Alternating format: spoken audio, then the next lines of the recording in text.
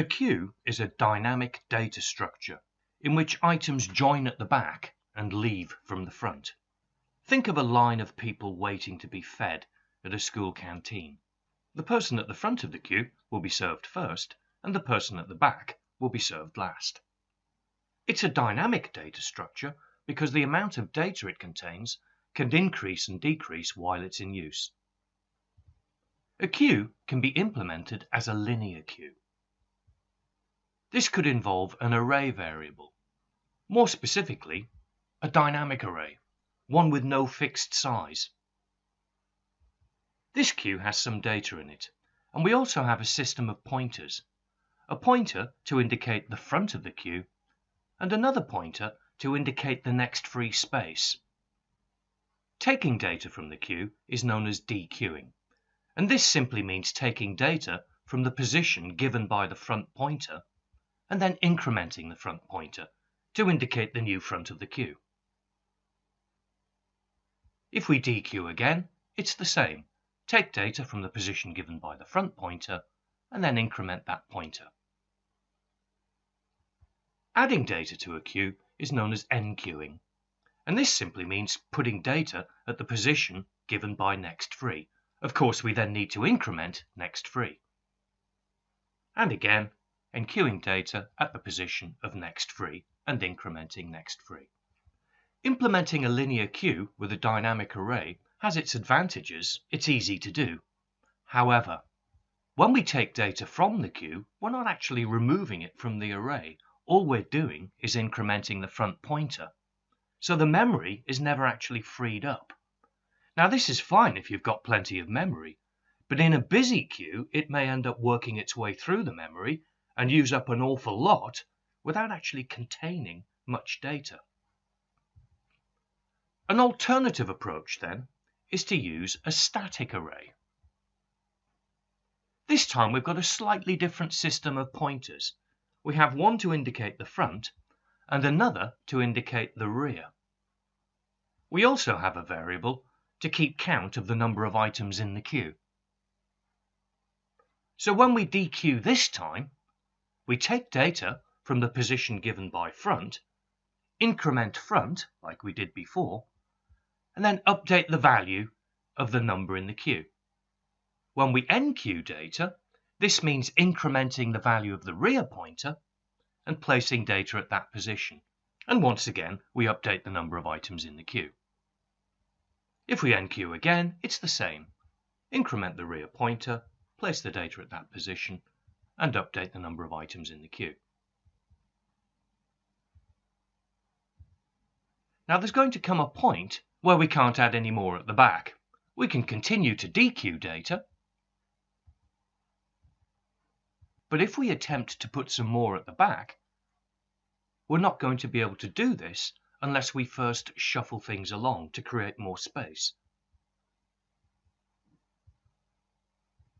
Now this is all well and good, but if you think about it, with a big queue, that's a very expensive operation in terms of processing.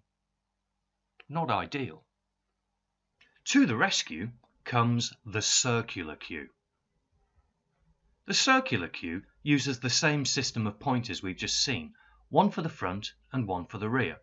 And we also have a variable to keep count of the number of items in the queue. When we want to enqueue new data, we increment the rear pointer and we place the data there. Dequeuing data means taking it from the front and then incrementing the front pointer, just as we've seen before. But this time, if we want to enqueue new data and the rear pointer has reached its maximum, all we need to do is redefine the rear of the queue as the first element of the array. You can see then why it's called a circular queue.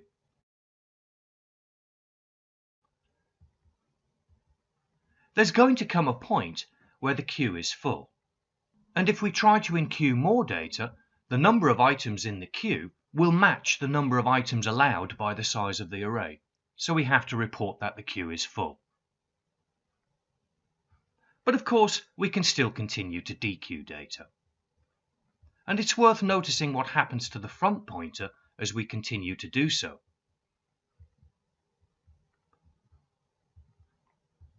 You can see now that the front pointer has reached 6.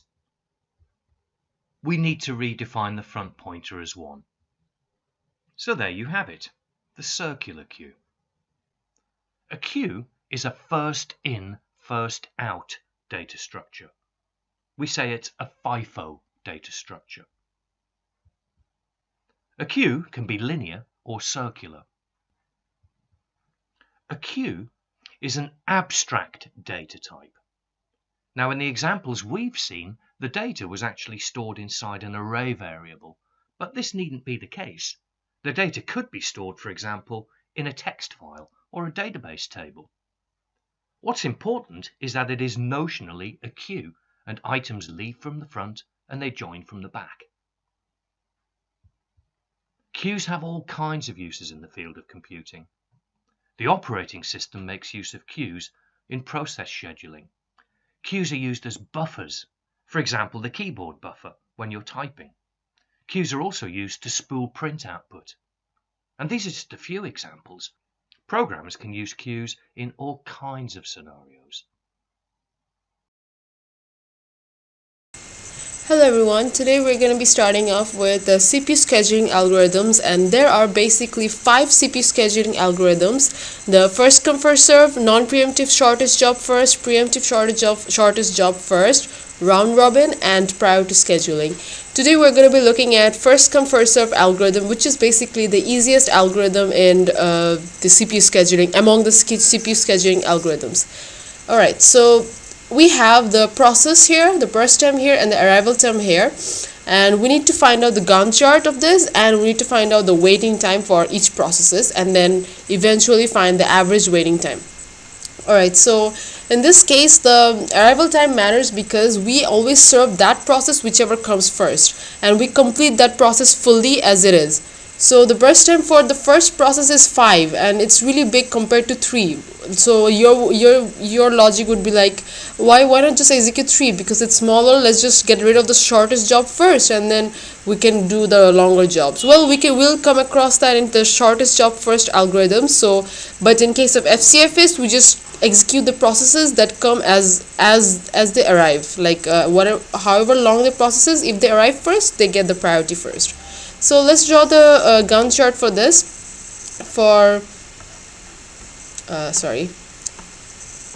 So for P1, the burst time is from 0 to 5, so 5 seconds are executed. For P2, it's 4, so 5 plus 4, 9. For P3, it's 12, 9 plus 3, 12, and for P4 it's 12 plus 6, 18. Alright, so this is the Gantt chart that we produced after getting all this, after using all this information. It's really easy. You just apply this axis just contains the burst time, and these are the processes. So according to the FCFS, whatever process that come first, we execute them first. Now let's find out the waiting time for each processes. So let's just erase this out.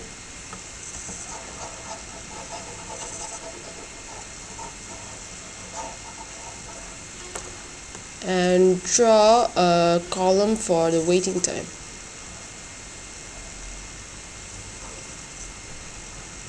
So the waiting time for the first process is zero, because the first process came at 0th time and it didn't have to wait at all. It just executed however, like at whatever time it arrived, it just executed at that time. So the waiting time for the first process is 0 minus 0, like this burst time in the Gantt chart minus the arrival time here. So it will be 0. The waiting time for the first process is 0.